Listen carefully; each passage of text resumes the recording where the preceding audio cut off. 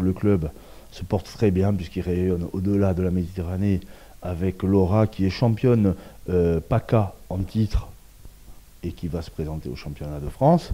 Alors justement, l'avenir, quelles sont les prochaines échéances, je dirais? Alors les échéances que nous avons pour Laura, au-delà du championnat de France, ce sont des échéances internationales. Elle va se rendre à Dublin au mois d'avril. Du 2 au 5 avril, il y a une compétition qui est l'Irish Cup Trophy, qui est une compétition qui réunit 4000 athlètes. Donc en fait, le gratin européen du kickboxing sur cette Coupe d'Europe. C'est une Coupe d'Europe en fait, donc elle va y participer. Et d'ailleurs à ce sujet-là, si quelques partenaires potentiels nous entendaient, pouvaient nous aider dans cette démarche, je pense que ça serait gagnant-gagnant, puisque on pourrait avoir une communication à travers le club sur ce soutien de partenaires locaux.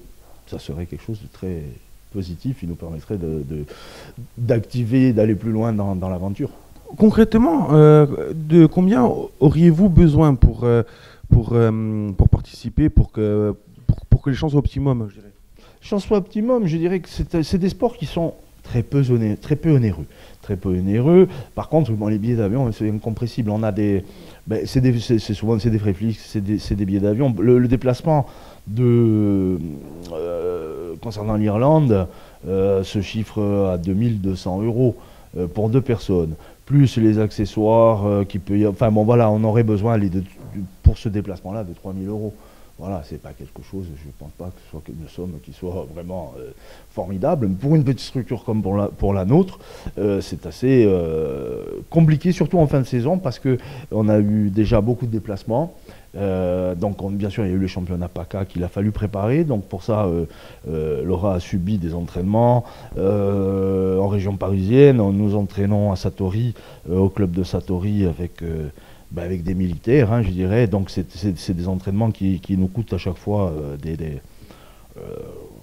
déplacements. Et donc on est un petit peu court en fin de saison. C'est pour ça qu'on lance cet appel à soutien, quoi, je dirais. Voilà la démarche. Est-ce que vous avez déjà des retours positifs?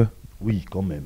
Quand même. Alors, bien sûr, on a des retours positifs, bien sûr qu'on a des partenaires, bien sûr, qui sont venus très spontanément, hein, dès qu'ils ont eu vent de la nouvelle.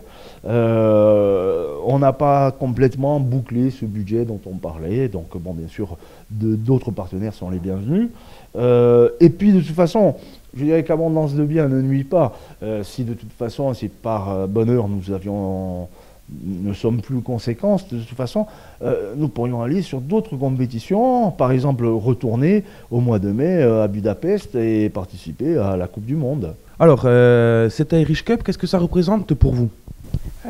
Ça représente beaucoup parce que c'est un championnat international. Il y a plus de 4000 participants. Et si j'arrive à les gagner, ce serait vraiment génial pour moi, pour prendre de l'expérience pour plus tard. Et voilà, nous partirons le 28 février jusqu'au 6 mars. Et voilà. On va reparler de ces partenaires, de ces sponsors. Vous espérez les avoir assez rapidement?